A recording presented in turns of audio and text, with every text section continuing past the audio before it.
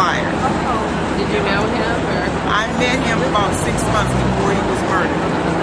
And I still don't understand today why that man had to die on the streets here. It was pathetic and it's wrong. Did the family get money for Well, they got money because they didn't want too much unrest going on because the people were very, very unsettled. And there's some stuff that's still out there lingering. I understand that there's civil rights charges that may happen, but you know how the government is slow in moving. But there has been movement involving, I guess, the FBI meeting with two of the officers. They had some inside information in regards to the murders. But you know how they're sworn to secrecy, where no charges can be brought against them if they say what they're saying on the record. But still, the fans are not finished yet with whether or not John T. Williams' civil rights violated on that street corner the day he died. And how does this tie into Occupy Seattle? What brings? Well, actually, a lot of the people that are occupying are involved in other movements, like October 22nd Coalition, that's a movement, and there's tons of people down here that are connected as community activists and advocates for justice. And this is just one thing to solidify and offer solidarity. And if you've been down here every day, or? 4 days. But I think it's been going on for about a week here. Right. But what do you see the change in the movement? Do you see any change since you first started coming? Or? Well, yes. We didn't have groups like Outreach, Tactical, Media, Arts and Entertainment Group. All of those different people have come together in their own circles and formulated what they do best in those circles to get the word out or to support each other, so that we can occupy Seattle until we determine when we're through down here. Right. So we don't have an ending date, because as far as I'm concerned, those in New York and other parts of the country, they're still at it.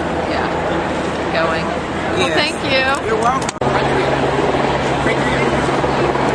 At this point, the groups are meeting in subcommittees. Right here is an example of the media committee. This is a big part of the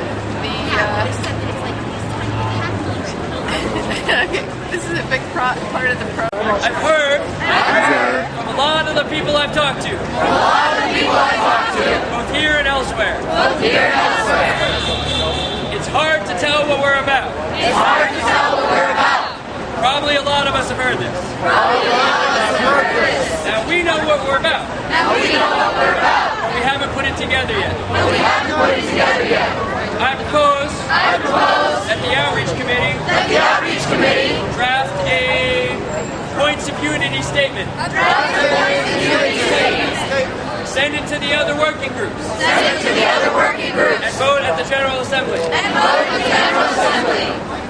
Mike, could you tell me what brings you down to Occupy Seattle? Yeah, basically what we're looking at right now is not just corporate greed and the loss of living standards and whatnot for people, but that's effects of a larger economic meltdown on a global scale. What you see in Europe, you see with the Greek situation, the defaults on the horizon of Greece.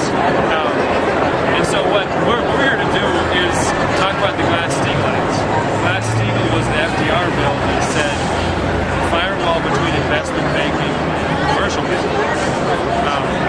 So the reason this is important is that the global economic situation is not that we have too much spending by people, or that our teachers are making too much money, or something like that. But what you're really dealing with is the financial industry, which is usurious, it's way overextended, and it's bankrupt, and it's coming down.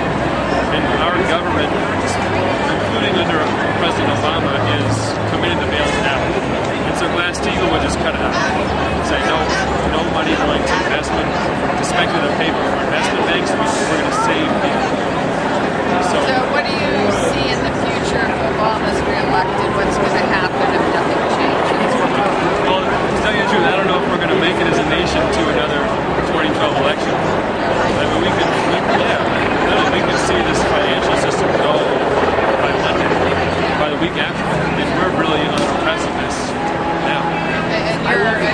having Obama reelected, I guess. Well, the problem with Obama is not him as a person.